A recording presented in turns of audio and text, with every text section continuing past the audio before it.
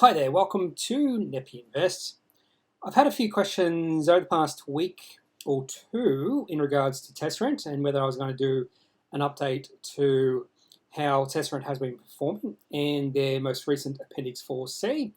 And I thought since they just recently gave us a market update, I believe that was on November the 19th, I thought it's a good time to do a video because more than likely I would have done a video on this company anyway. I do have a small holding in Tesserent because of their June quarter report. It looked fairly bullish, and I only decided to take a small position to see if they can continue that momentum going over the next few quarters. And based off their September quarter results, I have not added to my position. I have not decreased my position either.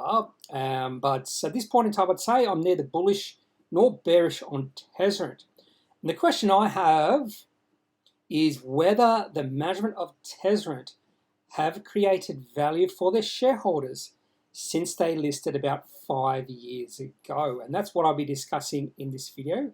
Also be looking at their Appendix 4C, have a look at their financials for the financial year 21, and that's about it for this video. So before we get into it, just a few facts in regards to this company. Tesserent is a cybersecurity and secure cloud services company. They listed on or in February 2016. Had trouble finding exactly when they were founded, and the best I could find was 2015. When they did list, this is how they described themselves as a company. We are a software and services company that provides internet security as a service. They haven't really changed their business model all that much, but what they've really done over the past few years is really go down the acquisition route to increase the value of the company. But there are some problems in going down that road, that acquisition route, and that is in regards to dilution to shareholders. And I have a look at how Tesserent is valued right now compared to where they were on listing, and you'll be surprised to know, or maybe you wouldn't be surprised to know, that the share price actually has fallen from when they've listed, but the market cap of this company has increased tenfold. And that's because of dilution. So, in fact, this company has not created value for the shareholders since they've listed, but I'll talk about how they have created value for the shareholders later in the video. The CEO is Kurt Hansen. There was co-CEOs until they announced in this market update. There was a little bit of restructuring in the management, and Kurt Hansen is now the sole CEO. Jeff Lord, who is the largest shareholder of the company, he's now the executive chairman. Julian Chillingsworth, who was the co-CEO, is stepping down from the board and he's becoming chairman of Tesserent Innovation. One of the other things they did announce in this market update is organic growth has been running at about 40%. So even though they do a lot of acquisitions, diluting shareholders, they are still growing organically, which is a good thing because that would be a problem if the only reason they're growing is through acquisitions. The market cap of the company is $230 million. That's at 19 cents, and the T code of Tesserent is TNT. To also mention that Jeff Lord, who is the largest shareholder of the company with 8.2% holding, is also the CEO of this private investment company called Belgravia. He's also the founder and CEO of that investment company. Before we look at the Appendix 4C for the September quarter, just go back and look at the financial year performance just to see how this company has grown from financial year 20. And we would expect some significant growth simply because of the acquisitions and significant amount of acquisitions as well. Revenue has grown from 20.2 million to 67.3 million. That's a significant growth in revenue, tripling in 1 year. Gross margins have increased from 63% to 73%. So everything's looking good thus far. And the company was operational cash flow positive for the financial year, going from operational cash flow negative of 3.2 million to positive 2.9 million, but the company is still loss-making, 4.5 million loss in financial year 21. They do have a fair bit of debt. Last time I looked, it was around $10 million, debt of about $35 million, a little bit of cash as well. Price to sales ratio, not too stretched at 3.4, but the price to operating cash flow ratio, which is one of my favorite ratios, but for a lot of businesses, you can't use that because the operating cash flow for Tezzerent is positive, so you can use that ratio for this company, but it is low at 2.9 million. And there is a possibility they could triple operating cash flow in 1 year. And that's why sometimes you got to use some of these valuation metrics with a grain of salt. So seeing the price to operating cash flow of 79.3 in isolation might seem high, but again, there is that potential this company increases operating cash flow at a fairly quick rate over the next few years if management do a lot of things right. I'm going to have a look at 3 Appendix 4Cs for Tezzerent. We're going to go back 1 year to the September quarter 2020, and then I'm just going to go back to the June quarter, and this is the quarter they decided to take a small position. I'll show you why, and then we'll see how they have progressed from last year and last quarter to the most recent quarter, the September quarter of 2021. So let's go back 1 year just to see how Tezzerent was performing 1 year ago.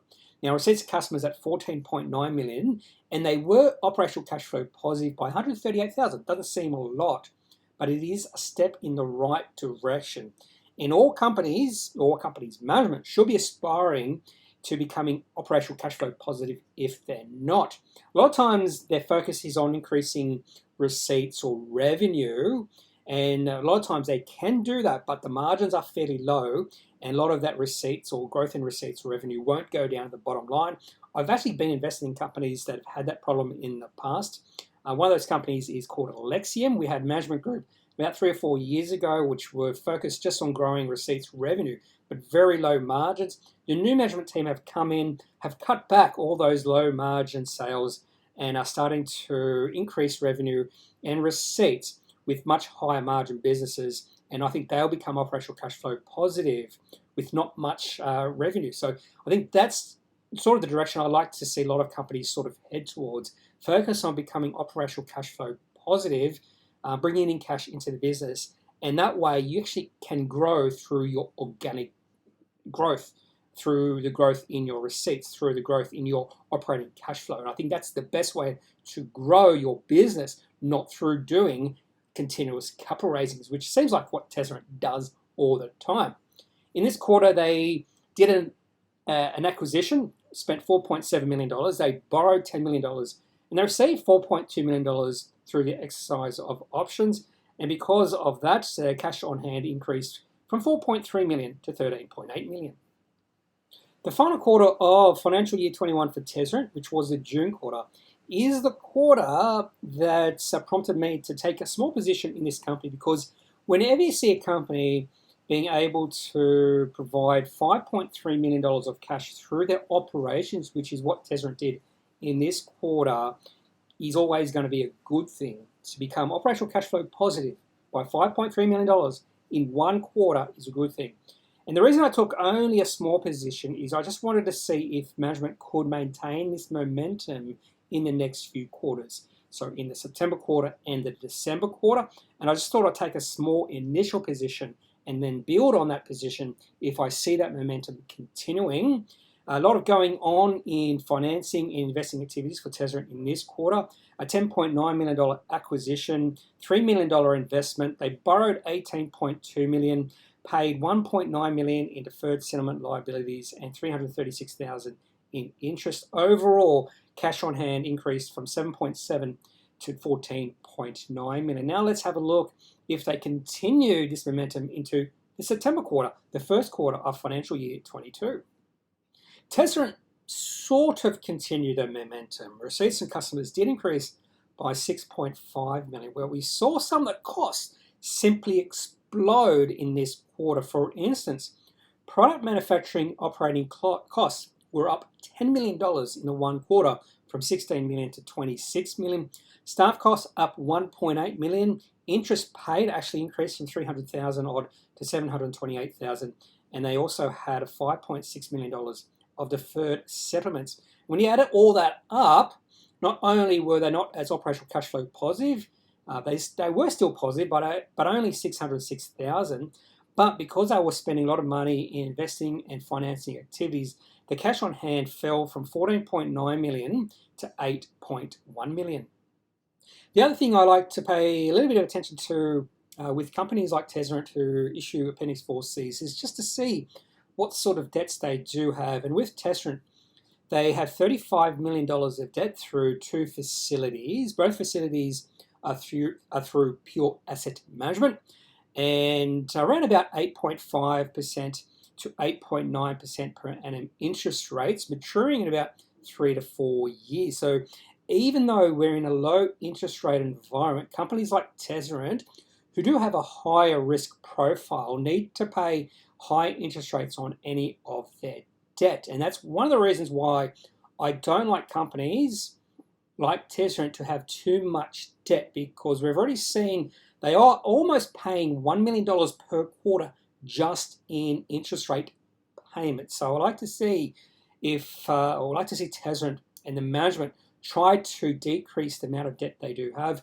One of the ways we have seen in the past companies decrease the debt is through capital raising. So again, unless they start to be operational cash flow positive by a big way, one of the ways they could decrease this debt is by doing some capital raisings. And more than likely, they won't want to dilute shareholders anymore unless they do some significant acquisitions. So it's going to be very interesting to see how management deal with this debt. The best way is through cash flow, and the worst way is through capital raisings. I've been following Tezzerant since they listed on the ASX in early 2016. And to be honest with you, I was not that impressed with how this company was performing from about 2016 all the way to the middle of 2019. We didn't see any growth in receipts at all. In fact, the first quarter, they had $1.3 million of receipts. And then 3 and a bit years later, they still had $1.3 million of receipts. And you'll see the lack of interest in this company just by looking at the chart. We did see share price fall by quite a bit, from about 20 cents all the way to a low of maybe 4 or 5 cents. But management decided to go down a different route, start to acquire companies, and that's how they were going to grow. And it does seem like it has been successful from about 2019. We have seen receipts grow, and the market has become interested in this company, particularly during 2020 after the COVID-19 financial panic. Around that time where there were some cybersecurity attacks on government and institutions, we really saw interest in this company really explode, just like we saw receipts grow during that period as well. And we've seen receipts grow from $3.4 million in the September quarter 2019 to $40 million in the most recent quarter. Over a 2-year period, receipts have grown from 3.4 million to 40 million. That is a significant growth. And if we do calculate the compound quarterly growth rate in receipts from March 2016, when they IPO'd or listed, receipts have been growing at 16.8% per quarter. But if we take away the first 3.5 years when they weren't growing and just look at the last 2 years or 8 quarters, Tezzerant have grown receipts at 36% per quarter. A lot of that is acquisitions, but there still is a bit of organic growth there, just based off their market update. And what I want to see with Tezzerant is if they can translate this growth in receipts to growing operational cash flow. And I have a feeling that's what the market is looking for right now with this company. They want to see if this company can generate more and more operational cash flow. Because when you think about it, the best way and the only way to value a company is just to take all the future cash flows of that company and just value it at the present time. And at this point in time, Tezzerant has to prove that they can generate that cash flow. They've already proven it, but I think the market wants to see it on a consistent basis. Now we get to the important question: has Tezzerant actually created any value for shareholders? And shareholders have bought into this company many times during the past 5 years. So it all depends on when you did buy some shares in this company. So I'm going to take the point of view from someone who bought in when they listed on the ASX. Maybe they bought into the IPO and they thought this was a great company to hold for the long term. And if you bought in at the IPO, you bought those shares of Tezzerant at 20 cents. At that point in time, the amount of shares on issue were around $100 million. I think it was a little bit less, because they did do a capital raising just after listing. So we'll just say 100 million shares on issue. And that means at a share price of 20 cents, the market cap of this company, or the value of this company, was around $21 million.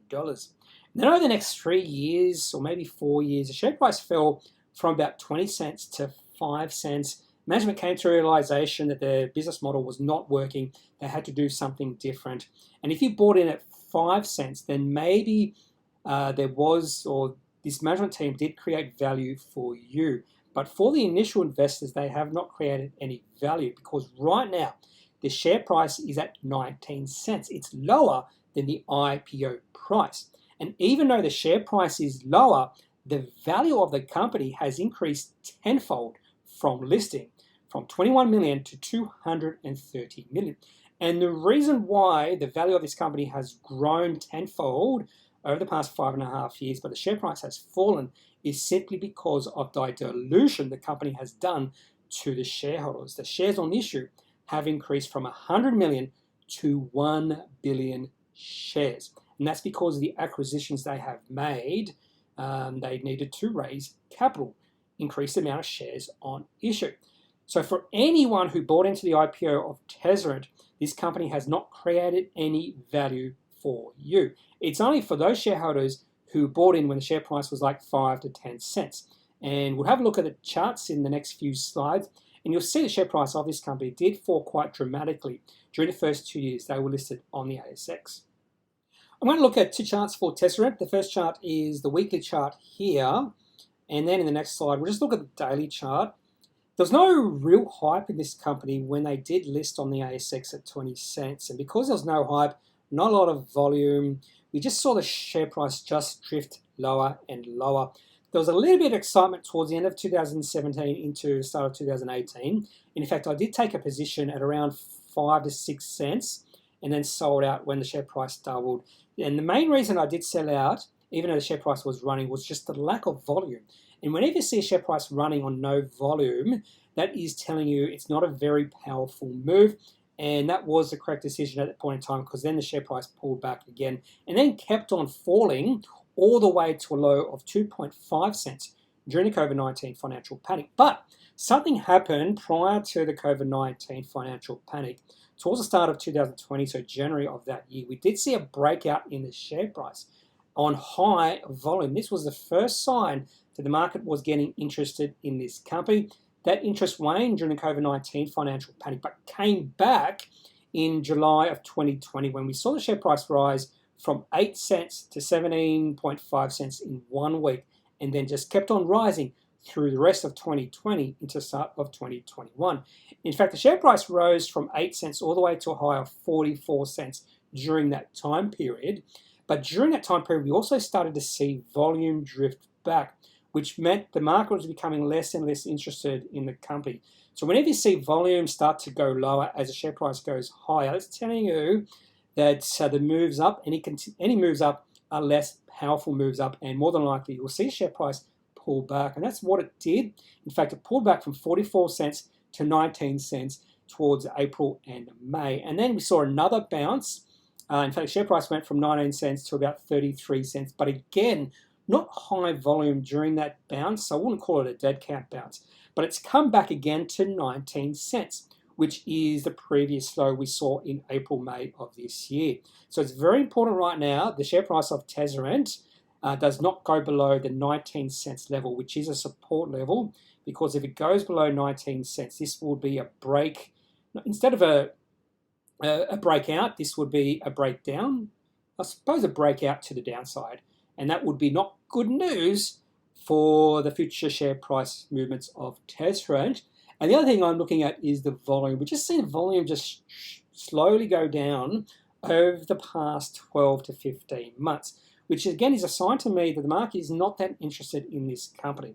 And the best way to get interest back into the company is for Tezzerant to become operational cash flow positive on a consistent basis, to become profitable, to show they can increase the cash receipts and the operating cash flow of the business at the same time. If they are able to prove that, I think the market will become interested in this company and the share price will go on a significant run. As I turn now attention to the daily chart for Tesseract, going back to June of 2020, and the reason I want to go that far back is just to include when the Tesseract share price broke out in late July of last year. In fact, the share price rose considerably during 4 trading days on massive volume. In fact, the largest volume we've seen for this company throughout its life on the ASX. And that's just telling us that the market is interested in this company. There is something going on. There might be a little bit of hype there as well. And sometimes I will see that increase in volume, increase in share price, particularly if there's a breakout in share price on some good positive financial news. Take a small position, ride that position as far as I can go, as far as I see the market maintaining a positive position, positive sentiment in that company.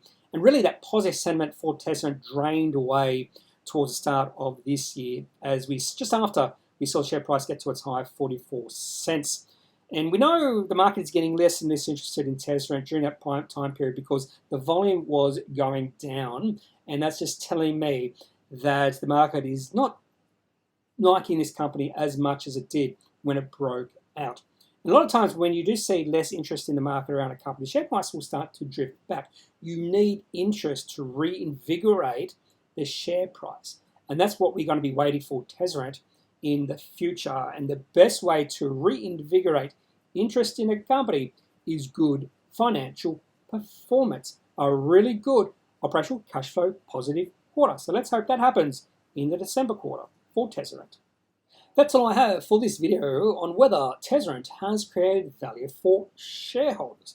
I think this is all dependent on when you bought some shares in this company. If you bought in the IPO, the company has not created any value for you. If you bought in when the share price was 5 cents or even 3.5 cents, the company's management has created value for you. So even though they have been highly dilutive to the shareholders, the value of this company has increased because of the acquisitions the company has made.